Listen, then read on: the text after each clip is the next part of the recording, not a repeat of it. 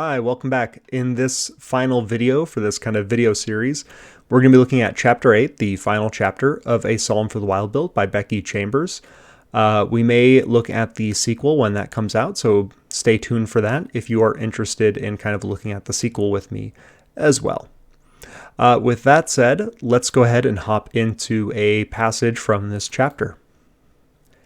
What's the purpose of a robot, sibling Dex? Mosscap tapped its chest. The sound echoed lightly. What's the purpose of me? You're here to learn about people. That's something I'm doing. That's not my reason for being. When I'm done with this, I'll do other things. I do not have a purpose any more than a mouse or a slug or a thornbush does. Why do you have to have one in order to feel content? Because Dex itched at where this conversation had gone. Because we're different. Are you? Mosscap said flatly. And here I thought things had changed since the factory age. You keep telling me how humans understand their place in things now. In Chapter 8 of A Psalm for the Wild Built, Dex and Mosscap reached the Hermitage? I'll always struggle with the pronunciation of that, so bear with me. The Hermitage is largely run down, but it has remnants that make it stand out from other factory-age buildings. Notably, the building seems to have incorporated ecologically sound elements and ran off of solar power to some extent. Inside, Dex and Mosscap discover shrines for the three child gods, and Dex explains how the three parent gods are present in the architecture around them. Once again, the story turns to meaning. Dex and Mosscap argue over the purpose of a human life. Dex proposes that there must be a purpose for life. Mosscap argues that there is no purpose for life necessary. Mosscap argues that there are things that conscious beings can do, but that does not make it their purpose. In the same way that Dex will not argue Mosscap has a purpose for existing, or that animals have a purpose for existing in kind of the sense of meaning that humans like to think of.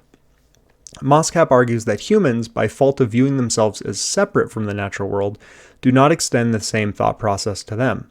Mosscap argues that it is enthralling enough to simply be conscious and to experience existence, that life cannot be wasted or used up in the sense of finding meaning.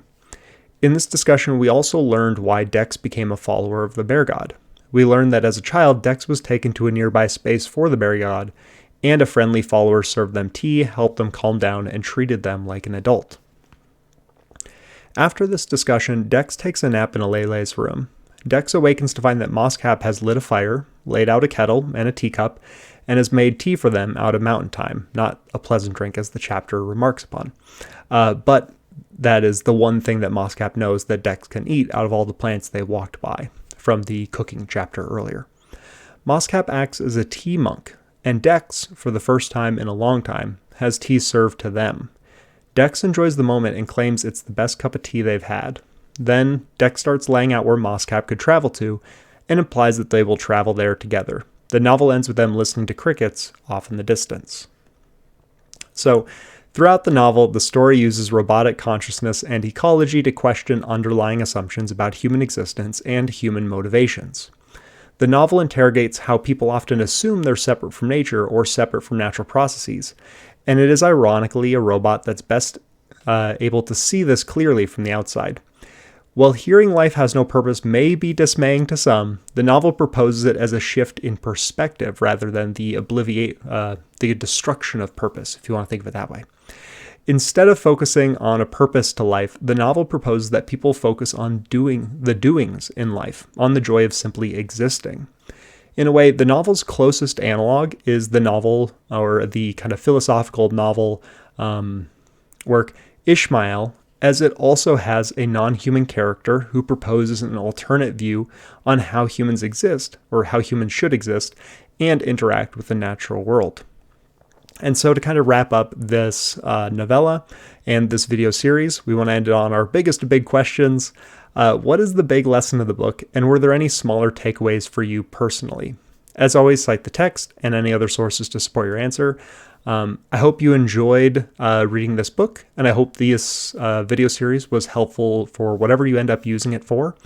And if you enjoyed these video series, I hope you subscribe, like the video, and read through the items below to help out the channel if you're interested in that.